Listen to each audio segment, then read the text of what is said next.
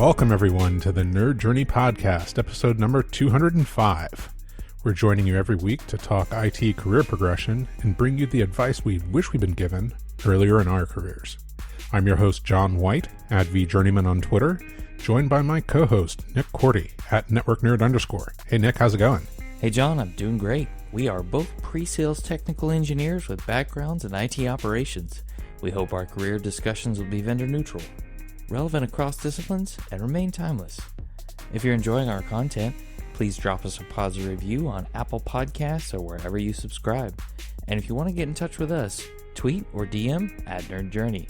Ultimately, we're just two nerds on a journey. A journey to career enlightenment. So let's take a trip.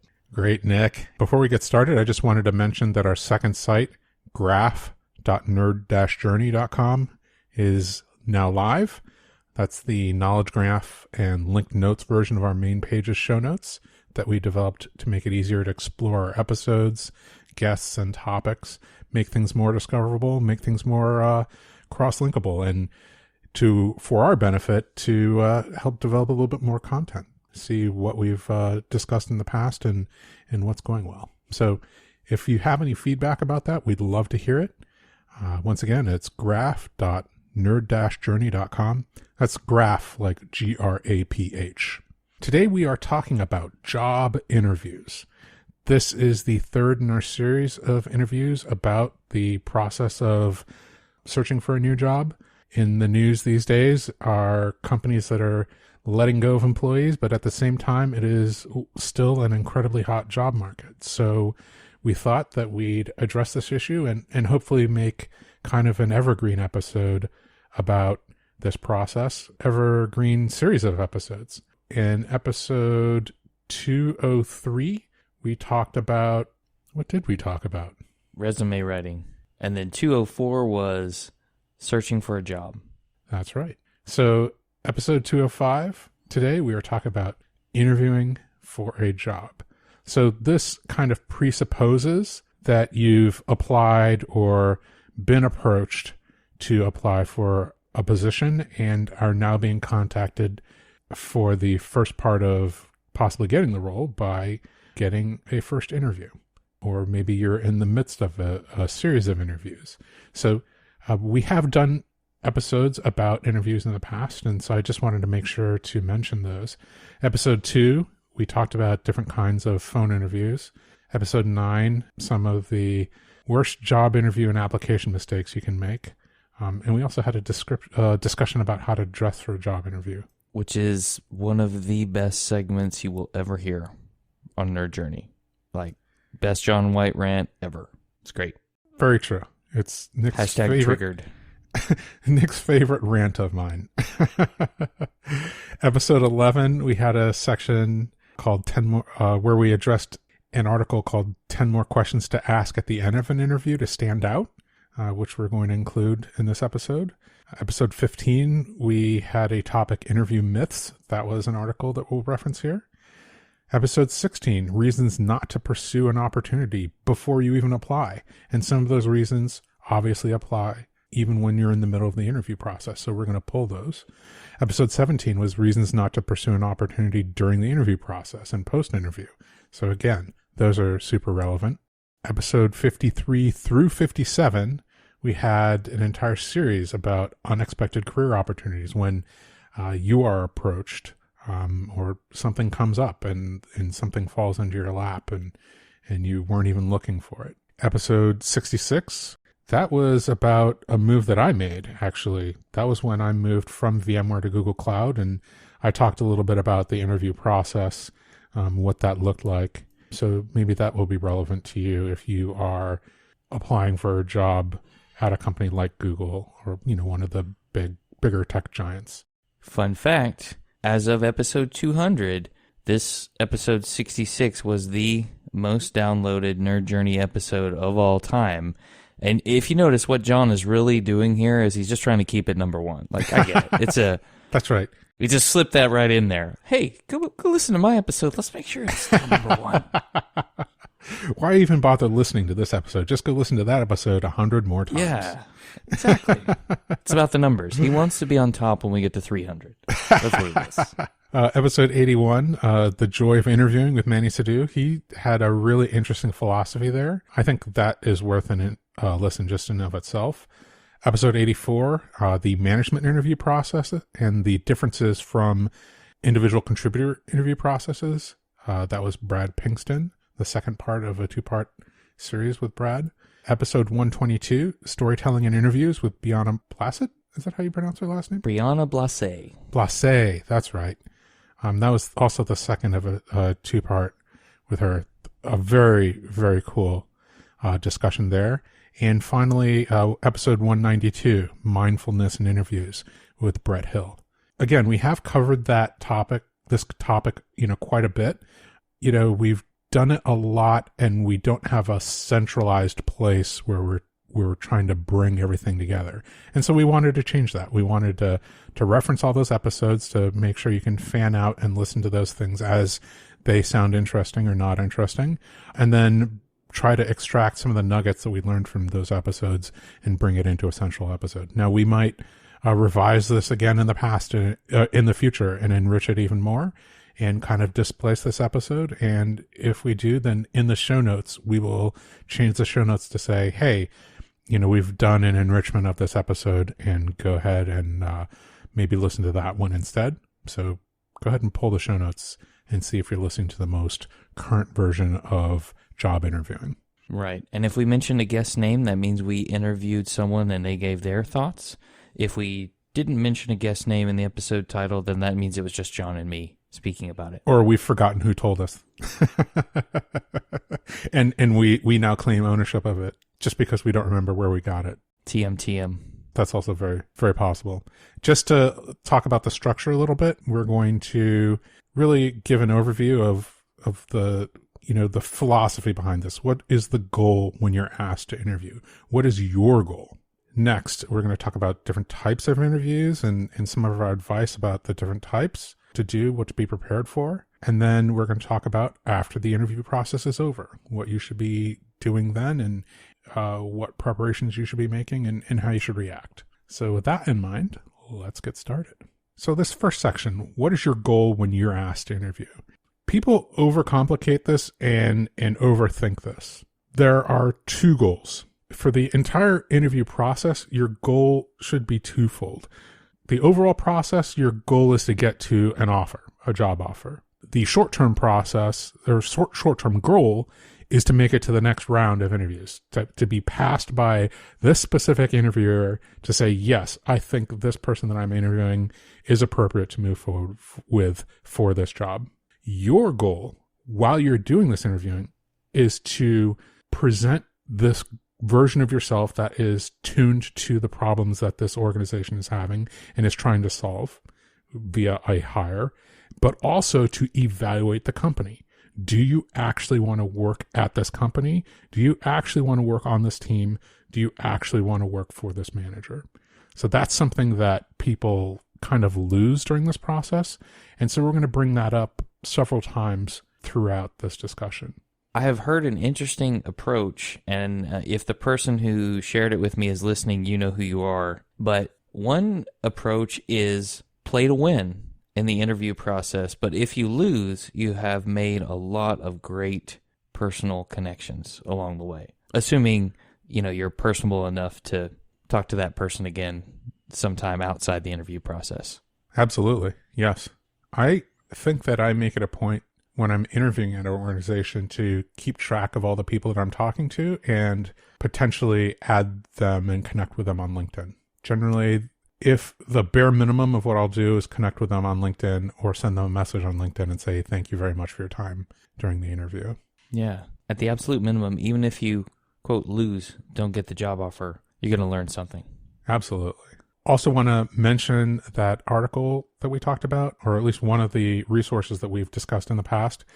It's an article from Moneyish, which is talking about the ways that people blow interviews. I think the title is, here's the number one way people blow an interview, but it actually covers, I think, 10 different ways that people, I think it was a survey of hiring managers and the things that turn them off the most. Number one was arriving late to an interview. Next was whining, showing lack of preparation, bad-mouthing a former boss, bad-mouthing a former company, making grammar or spelling mistakes on a cover letter, using poor grammar in an interview, having unrealistic compensation requirements, being underqualified, and answering questions incorrectly. So I don't know about you, Nick, but that spoke to a couple things there. First of all, bad-mouthing, grammar, and answering questions incorrectly, lack of preparation. That all wraps up, to me, to speak to kind of inability to communicate effectively. Preparation, obviously, is part of it, and maybe tangentially related. Maybe whining would be like a little bit more in the category of communication, effective communication. But bad-mouthing a former boss or former company that you've worked for is just bad taste. There's better ways to hint at issues there. It's always more effective to be graceful about some of those things and just say, oh, we had some disagreements, but I had a good time there, or they treated me well and then I left, or something like that. And if they push you to be a little bit more candid about that, you can put it in positive ways. One of the things that I've learned about myself is that I need X to feel safe or Y to succeed. And I'm sure that they thought that they were providing those things, and I just needed them in a slightly different way than they were providing them. Maybe something like that. And that might even be going too far. You can just say the thing that you need, the thing that you learned about yourself, and you don't have to say they didn't provide that. You could just say this need wasn't being met in that environment. Right. That's one way. And yes, I agree with what you said about the communication element. We've had so many guests, and actually Scott Lowe's episode on writing comes to mind. It's in the 150 somewhere. We'll put the link in the show notes. He mentioned how writing can help us be better communicators, not just in the written word, but also speaking. And so many other guests have mentioned writing as something they work on and practice and want to do well to improve their communication. That's such a good point.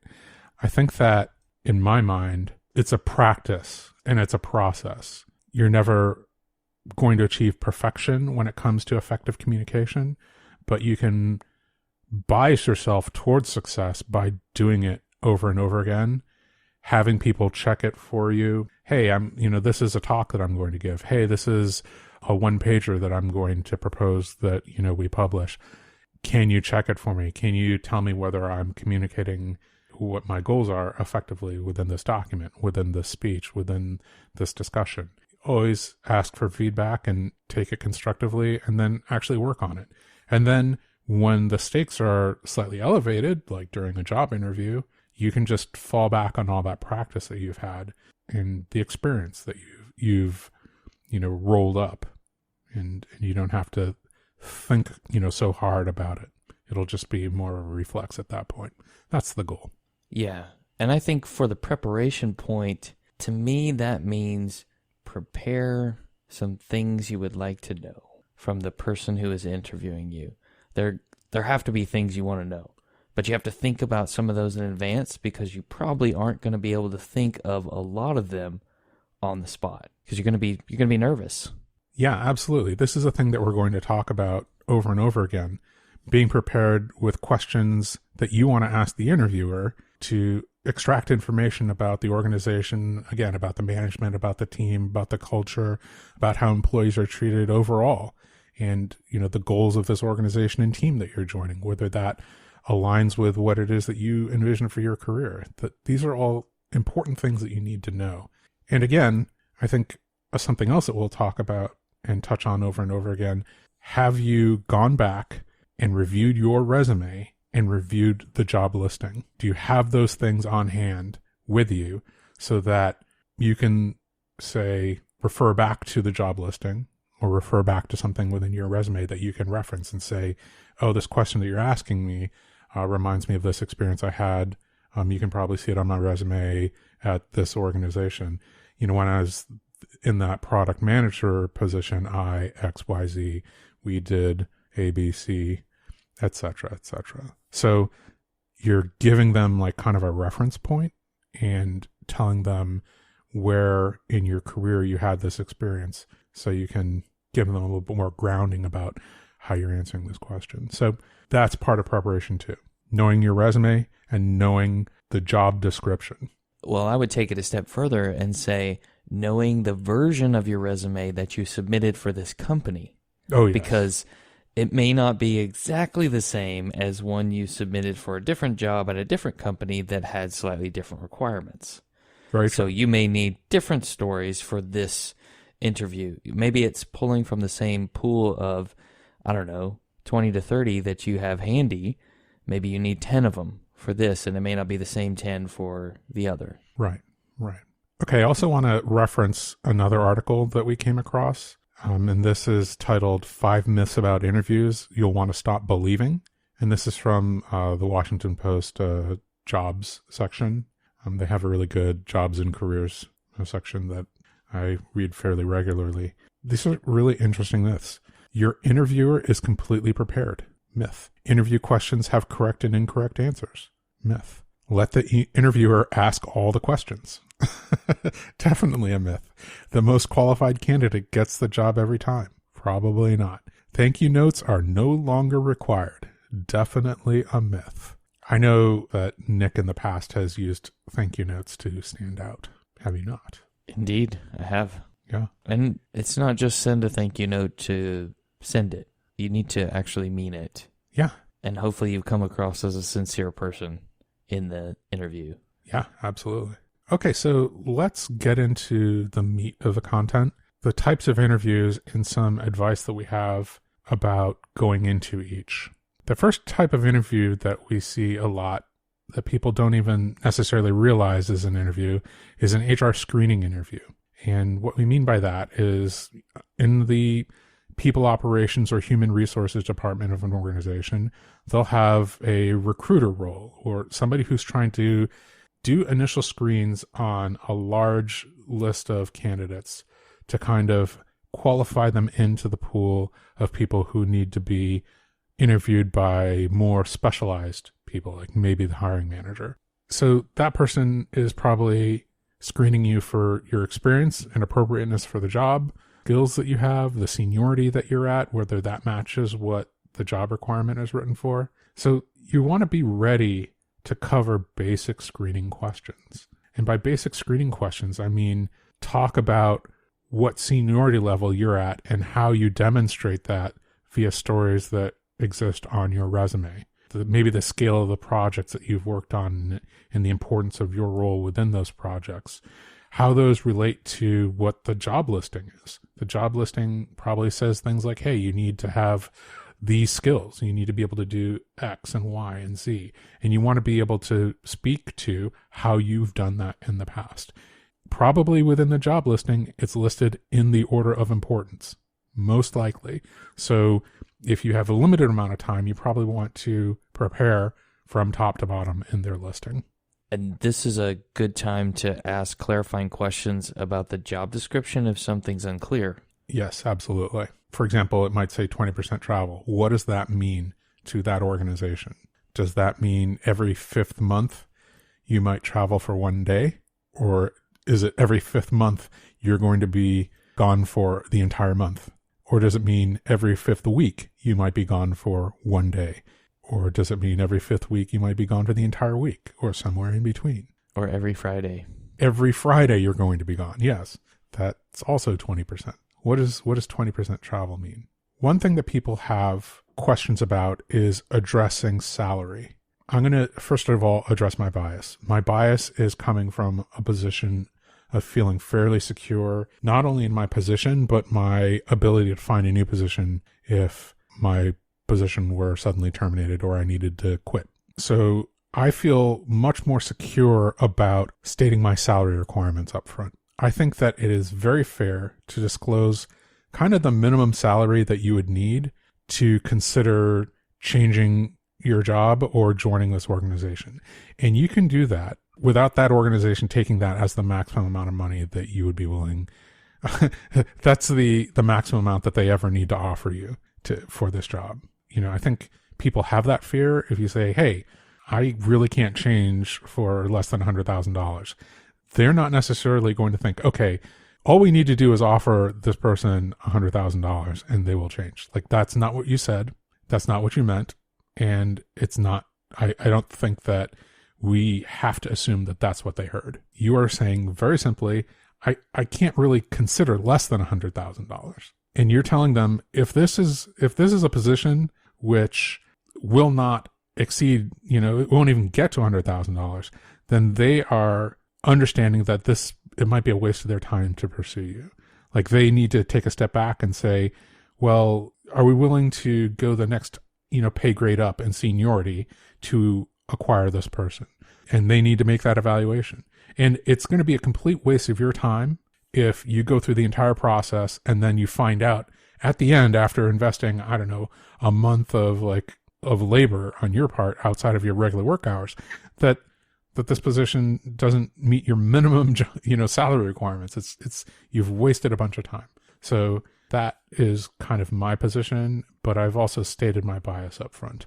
Yeah, and I think it's not unacceptable to ask the recruiter, is there a pay range that you can give me to expect for this role? Yes. I'd like to at least have some idea of what's possible to see if it matches what I'm looking for. Just as you said, in much the same way, to make sure that no one's wasting anyone's time. Yeah, very true. And I'm sure that Kat Troyer and Liz Bronson over at Real Job Talk probably have some episodes that you could go listen to on this exact topic. Yeah, they're an excellent resource, actually, for exactly this type of discussion. A specialist resource, you might even say. Yep. We just have opinions. Well, and experience to pull from. I mean, we've each done some interviews in our lives. We've each done some job changes, so we can tell you what's happened to us. It may not be exactly the same for everybody else, but the more perspectives you can get, probably the better. Very true. So, as always, you want to be prepared with your stories to cover, your resume and to cover the job requirements and kind of the day-to-day, what the day-to-day work looks like and how you would approach that. Again, they're screening, and you're trying to get to the next step. And you're also trying to find out if this is something that you want. If they're telling you, okay, well, we expect you to, typically people are in the office 50 hours a week, and, you can make an evaluation immediately. Well, maybe that's for me and maybe it isn't. And does the recruiter work for the company in question, or are they contracting for them?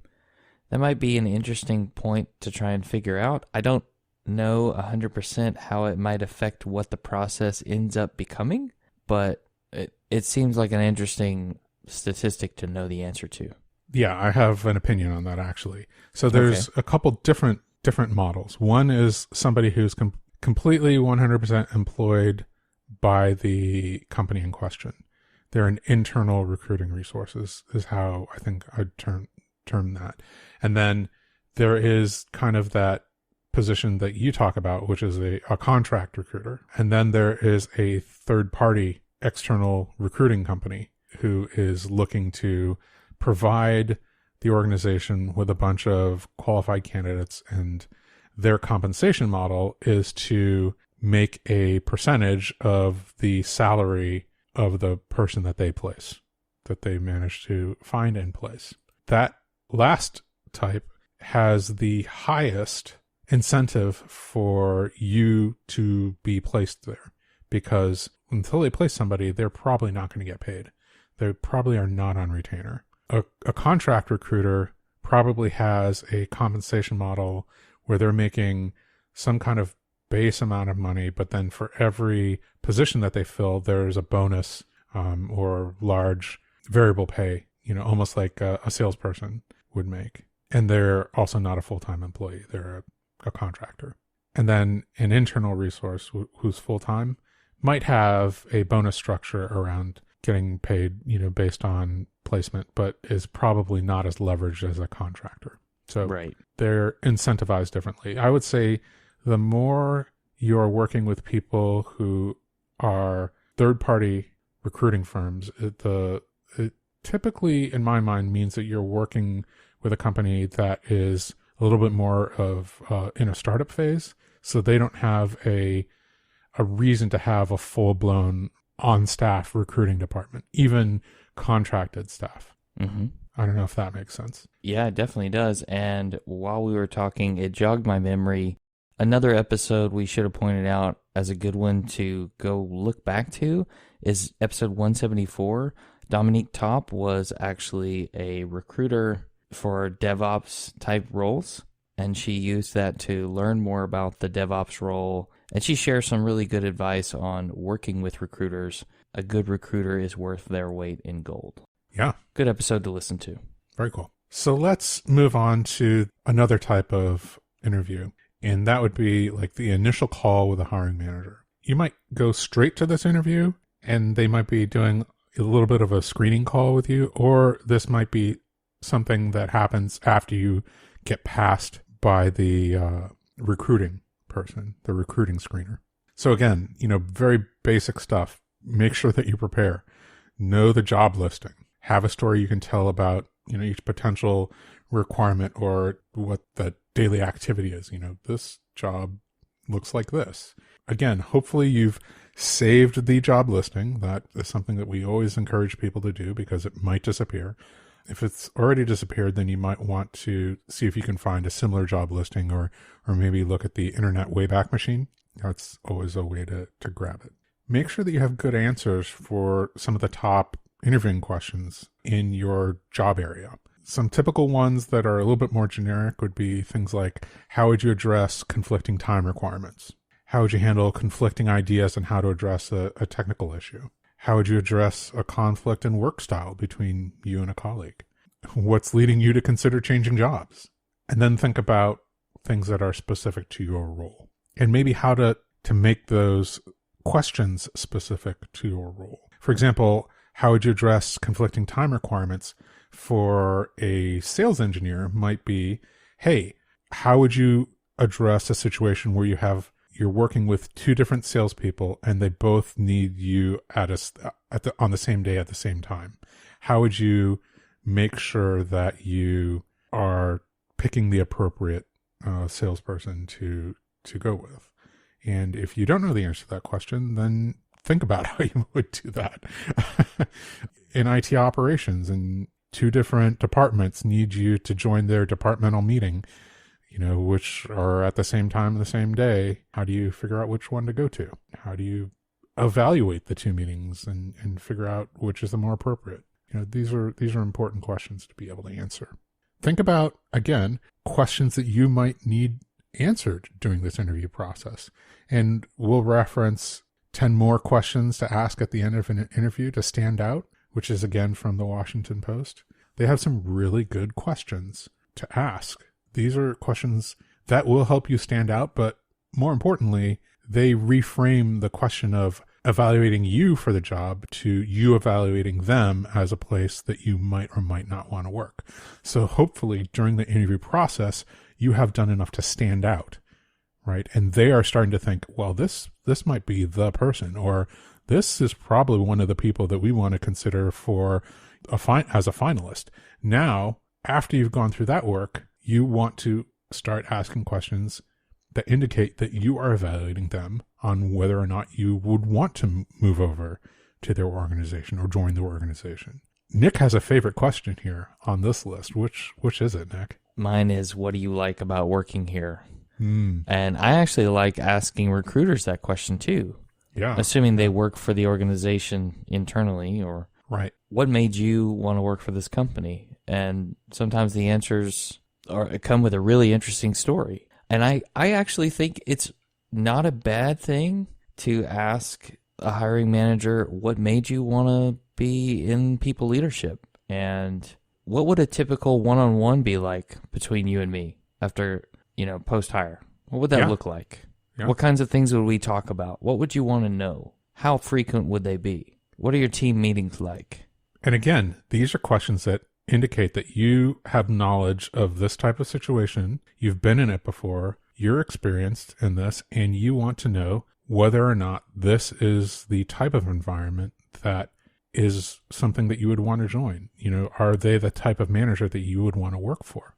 You might also want to ask about career conversations with that manager. Hey, what percentage of our one-on-ones would be dedicated to career advancement and me getting better at the role, or me progressing within the organization? How would that look? Is there a technical career path for me to progress as an individual contributor if my next step isn't people leadership. Right. Very important. So I'll pick and choose some other questions, but again, we're going to link to the entire article so you can take a look at it, and we'll include all the questions in the show notes, but you should probably click through and read the article from Washington Post because it has some additional color and explanation and discussion about, why these are great questions. One of the ones that I like is, what qualities would a person need to succeed in this position? And can you give me an example of what I'd be working on if I started tomorrow? And I think this sparks something I think that you said to me once, Nick, which was, what would I need to be doing, 6 months from now or 1 year from now that would make you consider me to be a successful hire, right? What would that look like?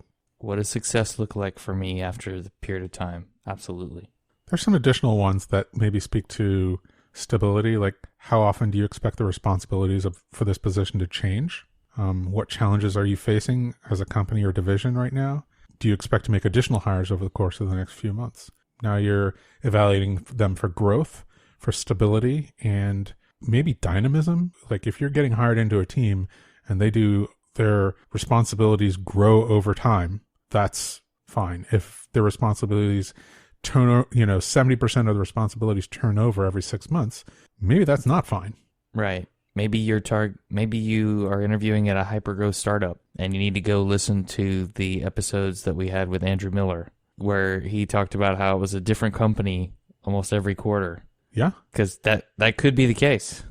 Yeah. And you might be fine with that. In fact, you might prefer that. But that's something that you need to find out about the organization during the interview process. I'm thinking maybe we should move on to other types of interviews. We could go another hour on this topic. So what if we That's very true. Call it here and did a part 2 of this? Absolutely. With that in mind, next week we will, in episode 206, complete this discussion about types of technical interviews. And we also get to, after the interview process is over, what should you be looking at as far as next actions and how you're treated at that point. I think that's everything that we had planned before we break for this next week. What do you think, Nick? Anything else? I just want to break a perception that people might have that the hiring manager is always first call after the recruiter, because that is not always true. I'll tell you more next week. There's the cliffhanger. Excellent. Just a reminder, we want people to subscribe and give us a positive review on Apple Podcasts or wherever you're listening. We want to know if we're being helpful and are always looking for interesting questions to ponder. We're collectively on Twitter @NerdJourney. All right. Farewell, listeners. Tune in next time as the journey continues. I'm John White @VJourneyman for Nick Cordy @NetworkNerd_, signing off. Adios.